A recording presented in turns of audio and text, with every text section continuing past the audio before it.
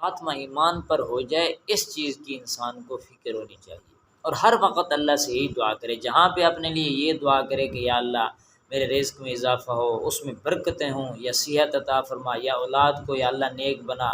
یا گھر نصیب فرما۔ جو بھی انسان دعائیں کریں سب کر سکتا ہے، لیکن بالخصوص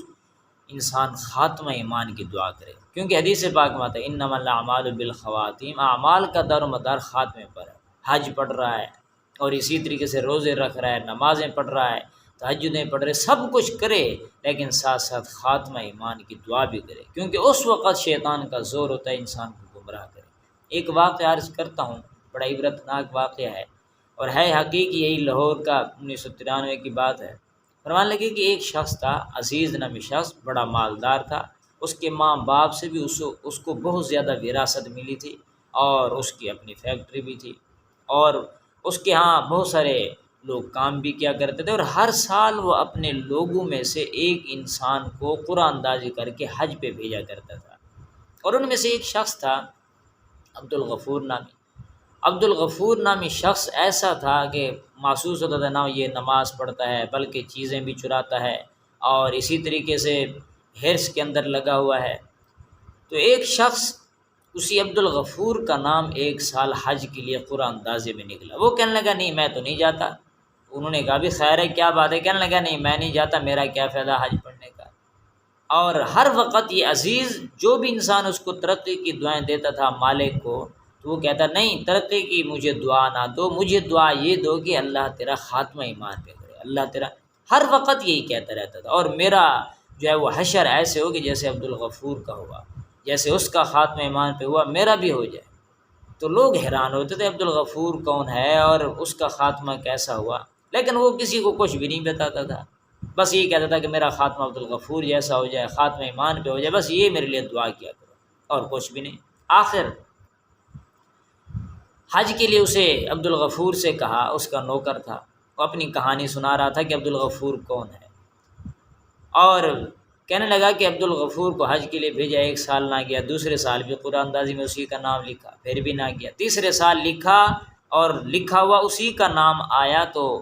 اب اس بار بھی وہ راضی نہیں ہو رہا تھا، لیکن مالک نے کہا، اس عزیز نے کہا بھائی تم چلے جاؤ، میں ایک سال کی ایڈوانس تنخواہ بھی تمہیں دیتا ہوں۔ اس بات پہ راضی ہو گیا، خوش ہو گیا۔ اب وہ وہاں سے چلا گیا، وہاں پہ جا کے جو ہے وہ حج کے لیے جیسے گیا، وہاں پہ جا کے مسجد حرام کے اندر، بیت اللہ کے اندر نماز پڑھتے ہوئے، حج کرنے کے بعد نماز پڑھتے ہوئے، طواف کے بعد نماز پڑھتے ہوئے سجدے کی حالت میں اس کی وفات ہو گئی۔ لوگ حیران تھے، اور وہ مالک مکان اس کی بیوی کے پاس بھی گیا، اس سے اجازت لی، اس کی تدفین وہیں ہو گئی۔ اور ایک تو سجدے کی حالت میں اس کی وفات ہوئی، دوسرا پھر یہ کہ اس وقت ایک امام بیت اللہ کے امام، ان کا بھی جنازہ تھا، اس کے ساتھ ان کا جنازہ ہوا، لاکھوں لوگوں نے اس کا جنازہ پڑھا، سجدے کی حالت میں وفات ہے۔ تو اس کی گھر والے سے پوچھا تو اس نے اس کے راز سے ایک پردہ اٹھایا، کہنے لگی کہ ایک پڑوسن تھی، اس کا گھر والا فوت ہو گیا، گھروں میں کام کرنے جاتی تو لوگ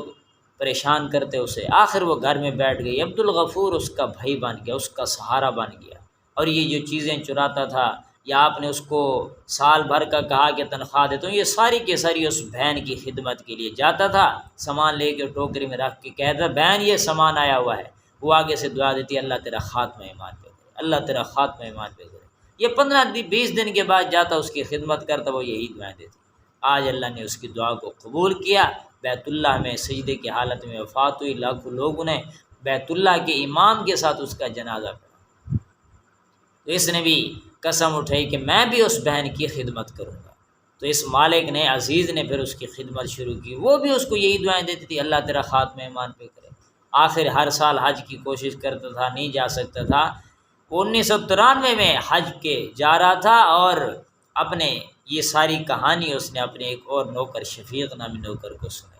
اور کہنے لگا کہ اب میرے بچوں کے لیے بھی خاتمہ ایمان کے لیے دعا کرنا، لگتا ہے میری دعا بھی قبول ہو گئی، اس سال میں حج پہ جا رہا ہوں، اور لگتا ہے ایسے کہ واپس نہیں ہوگا۔ اور ہوا وہی، حج پڑھا، مسجد نبوی میں گیا، اور مسجد نبوی مدینہ منورہ کے اندر جا کے سجدے کی حالت میں اس کی وفات ہوئی۔ اس لیے ہمیں بھی چاہیے کہ ہم دوسروں سے بھی دعا کریں، تو وہ کس چیز کی، کہ میرا خاتمہ ایمان ہو۔